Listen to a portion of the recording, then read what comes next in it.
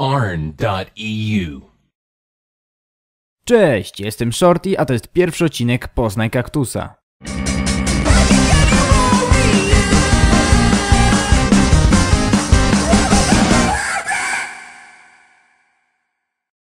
Serii, w której zajmiemy się tytułami autorstwa właśnie tego charakterystycznego twórcy gier niezależnych. Na swoim koncie ma już takie produkcje jak Mondo Medicals, Keyboard Drums & Fucking Werewolf czy Hotline Miami.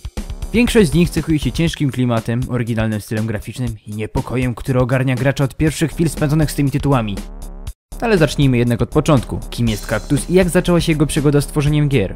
Kaktus, pisane małą literą, dla wtajemniczonych Jonathan Söderström, pochodzi ze Szwecji i swoje produkcje tworzy od roku 2004. Do każdej z nich wykorzystuje środowisko GameMaker, choć od jakiegoś czasu wprowadza zmiany do kodu źródłowego silnika, czyli nie ogranicza się do podstawowych funkcji tej aplikacji i programuje niektóre aspekty samemu. Jego pierwsza oficjalna gra została stworzona na mały konkurs organizowany przez serwis GameMakerGames.com, w której brał udział jeszcze jeden użytkownik z forum GameMaker Community, na którym często przybywał właśnie Kaktus. Jej tytuł to Insect Invade i niestety nie będzie już nigdy dane nam jej zobaczyć, ponieważ została stracona w wyniku awarii komputera kilka lat temu. Najstarszą kaktusową produkcją, która zachowała się do tej pory, jest remake Insect Invade z cyferką 2 na końcu. I to właśnie nią zajmiemy się w tym odcinku.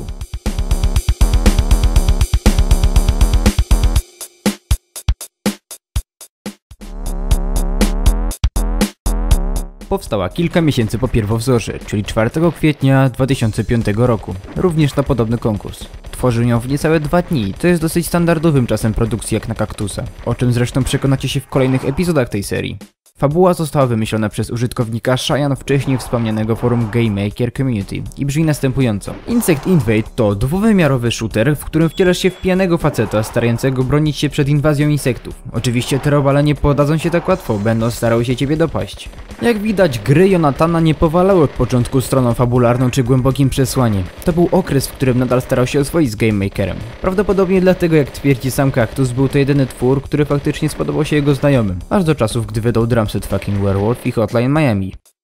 Gameplay Insect Invade 2 polega po prostu na strzelaniu do wciąż przybywających robali i jednoczesnym poruszaniu się po statycznej, dwuwymiarowej planszy.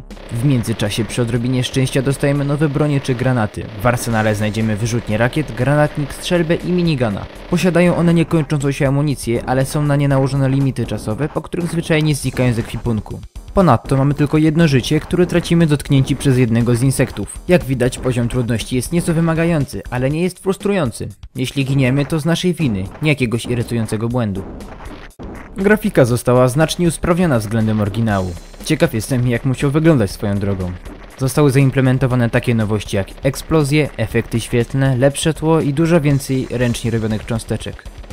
Rozgrywka, oczywiście, także została poddana pewnym renowacjom. Pojawiły się możliwości strzelania w zakresie 360 stopni, unikania przeciwników poprzez skakanie nad nimi, budowy prowizorycznych wież z ciał martwych wrogów oraz wspomniane wcześniej nowe bronie. To także jedna z niewielu gier, w których muzyka została skomponowana przez samego Kaktusa. Dlatego właśnie jego zdaniem jest dosyć beznadziejna. Zresztą ocencie sami, słyszycie ją właśnie w tle.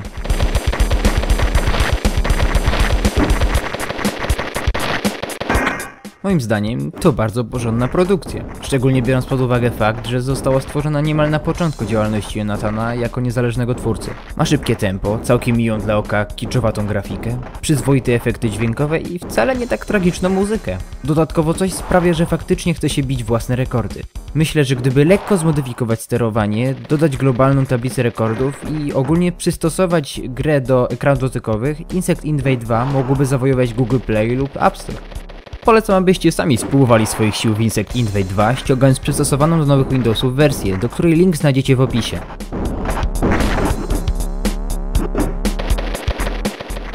Jeśli chcecie być na bieżąco z wszystkimi moimi materiałami, zasubskrybujcie mój dosyć świeży kanał na YouTube. Będzie on traktował głównie o filmach, ale z pewnością znajdą się ustępstwa w tej kwestii. Dzięki za oglądanie i do następnego razu.